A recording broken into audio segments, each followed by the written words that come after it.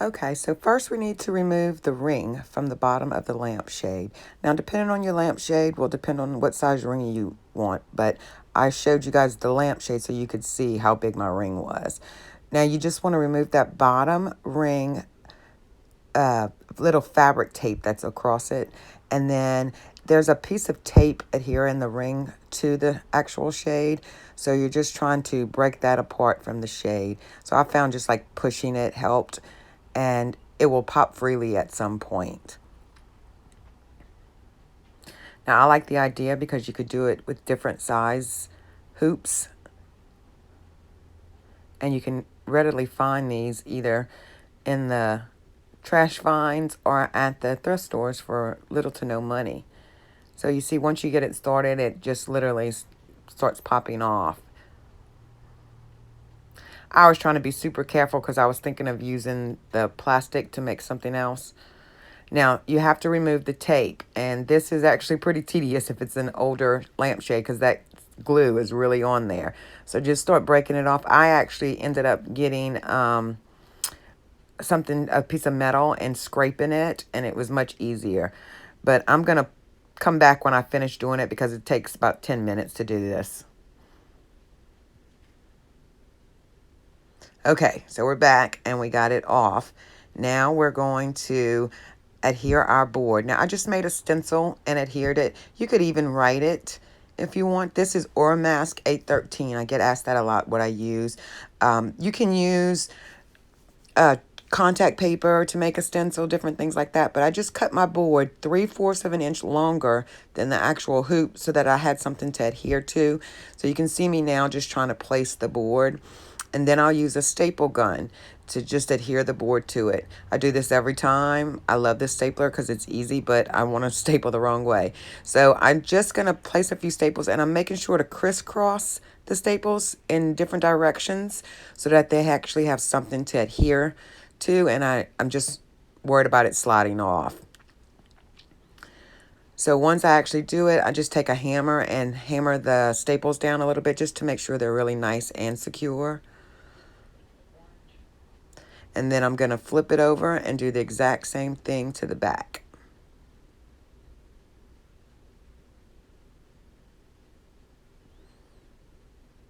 Again, just a few staples. I'm a weakling, y'all. This really isn't that hard.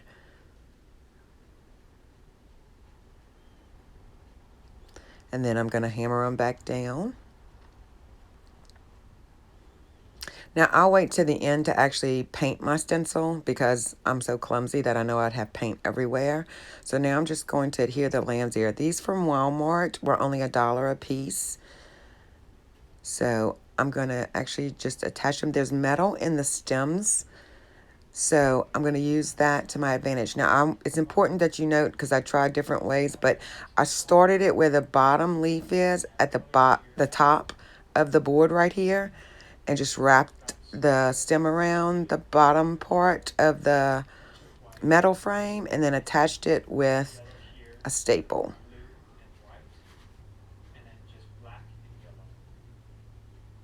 And I'm going to do the same thing on the bottom. The bottom of the leaves will be at the bottom of the board.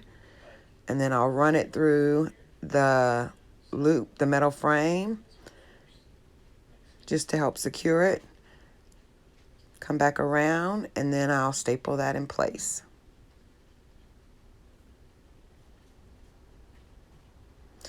Now, you don't have to do anything else if you don't want to, but I take a small piece of wire and just adhere one leaf to the metal frame, just because if you're going to sell this or give it, you don't want it to come apart. I don't think it would, but better safe than sorry is my philosophy.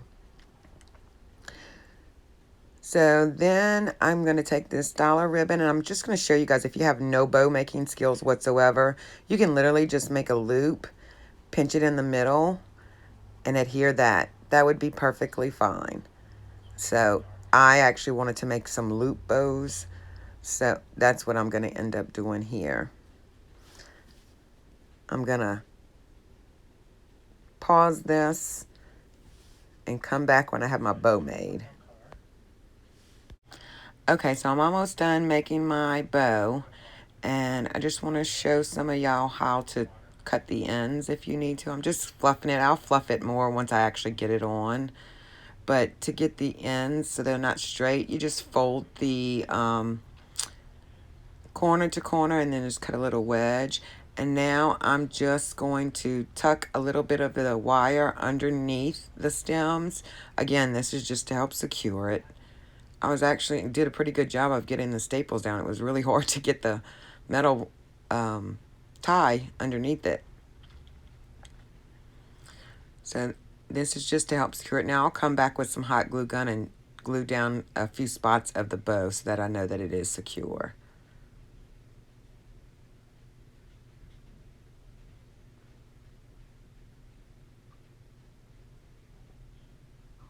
All right, so we're just gonna fluff it.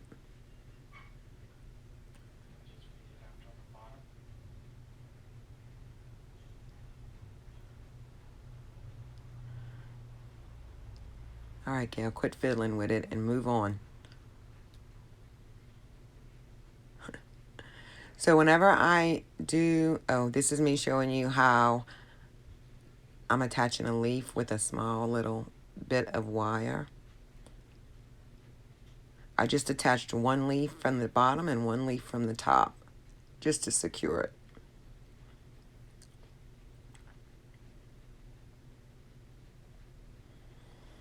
Now I use a makeup sponge whenever I stencil, and people always ask me how do I get no bleeding underneath my stencils, and you guys will watch and see.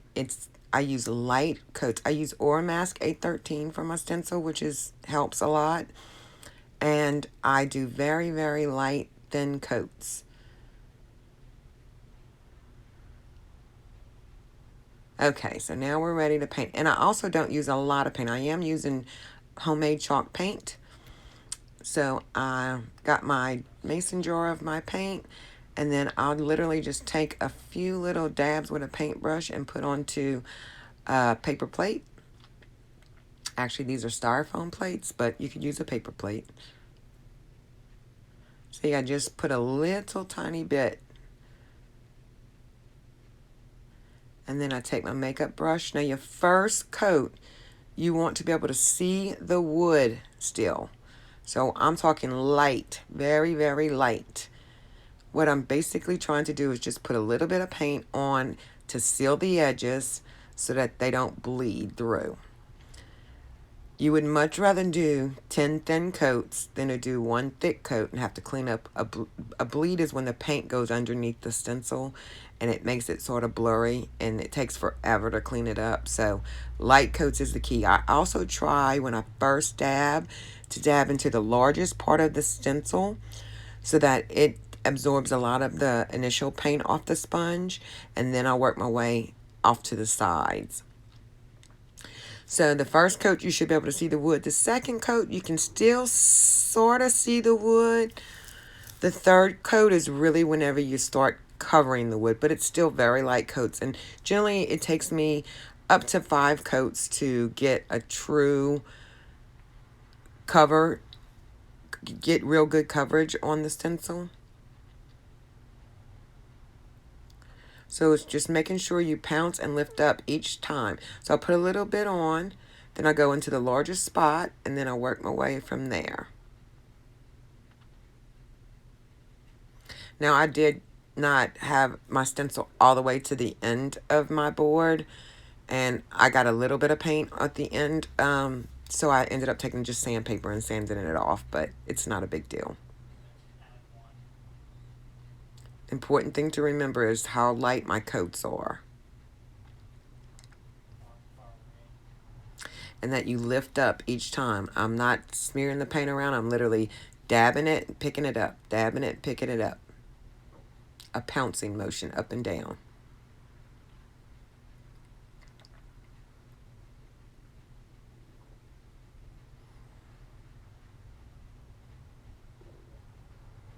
And I'm doing this real time so people can see that it doesn't take that long to actually do this. And now I'm just going to go over any places that I see. I advise you to look at it from all different angles in case you don't see a spot.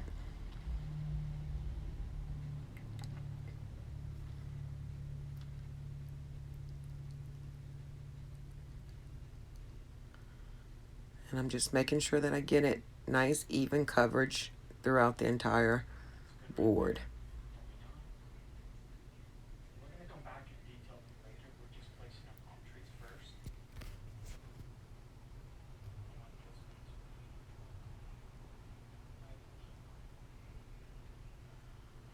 Okay, we're getting near the end now. I see a lot of good coverage, and now I'm just going to go everything one more time. If you do light coats, they will be dry by the time you reach the end of the word to start back at the beginning again as well. On your final coat, which is what I'm doing now, you just want to make sure that you go letter by letter and make sure that it's all done. This is a just in case coat. Now, I do not seal it. Some people say, well, it's going on a door, you should seal it. If you want to seal it, just use some clear spray paint. But it's chalk paint, and it does seem to hold up. I've had wreaths with chalk paint on them for well over a year on my door. Okay, so there you go. Now we actually have to lift the stencil off.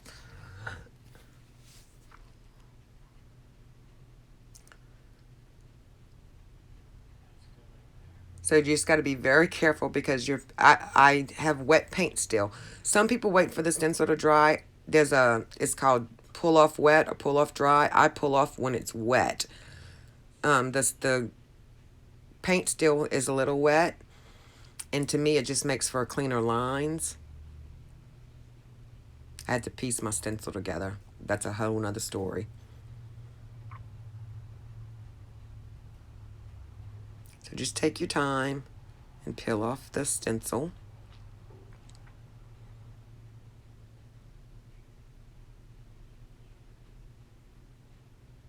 I have 0 fingernails, so doing the best I can here.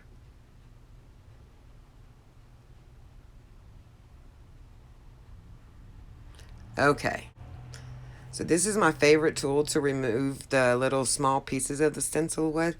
It's actually for cake decorating, and you use it when you flood in cookies for the icing, and it's just the perfect thing for me to weed off the little pieces of stencil.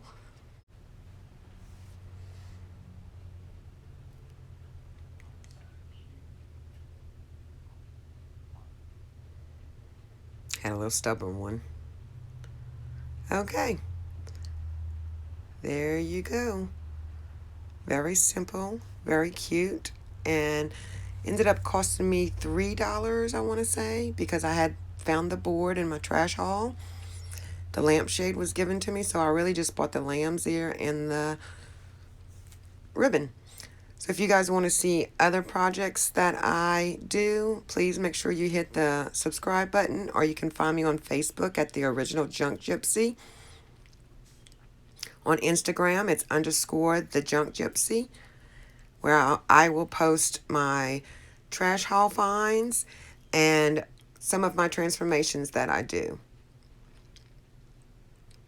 I'm just gluing down in a few spots so that it's secure, and there you go, just hang it. Now, there's no need for to apply a hanger. Please make sure you hit the subscribe button below, and here's where you can find me on social media. Thank you guys so much for all your support. You've been so very kind, and I truly, truly appreciate all your kind words.